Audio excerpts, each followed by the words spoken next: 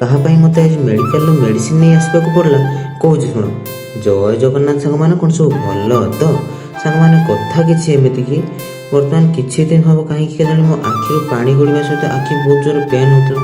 ଆଉ ଯେହେତୁ ଆଜି ମୋର କ୍ଲିନିକାଲ ଡ୍ୟୁଟି ନଥିଲା, ସେଥିପାଇଁ ମୁଁ ଆଜି ରେମୁଣା ମେଡ଼ିକାଲ ଆସିଥିଲି ମୋର ଆଇ ଚେକଅପ୍ ପାଇଁ। ତ ରୁମ୍ରୁ ବାହାରି ଆସି ଅଟୋରେ ବସି ସିଧା ଚାଲିଲି ରେମୁଣା ମେଡ଼ିକାଲ ପାଖକୁ। ତାପରେ ମେଡ଼ିକାଲ ପାଖରେ ପହଞ୍ଚି ମୁଁ ଯାଇଥିଲି ଟିକେଟ୍ କରିବା ପାଇଁ। ତାପରେ ଟିକେଟ୍ କାଉଣ୍ଟରରୁ ଟିକେଟ୍ କରିସାରି ମୁଁ ସିଧା ଚାଲିଲି ଡକ୍ଟରଙ୍କ ପାଖକୁ। ଆଉ ଡକ୍ଟରଙ୍କ ଚାମ୍ବର ଆଗରେ ଯାଇକି ଦେଖିଲା ବେଳକୁ ବାବାରେ କି ଭିଡ଼!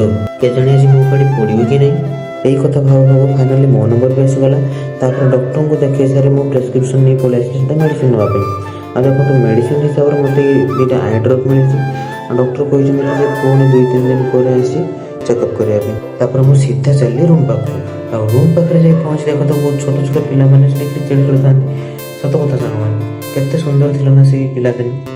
ଖେଳକୁଦ ଖାଇବା ପିଇବାରେ ଦିନ କଟି ଯାଉଥିଲା। ଆପଣମାନେ ପିଲାବେଳେ ଏମିତିଆ ମଜାମସ୍ତି କରିଛନ୍ତି କି ନାହିଁ ମୋତେ ଟିକେ କମେଣ୍ଟରେ ଜଣାଇବେ ତ। ରହିଲି, ଜୟ ଜଗନ୍ନାଥ।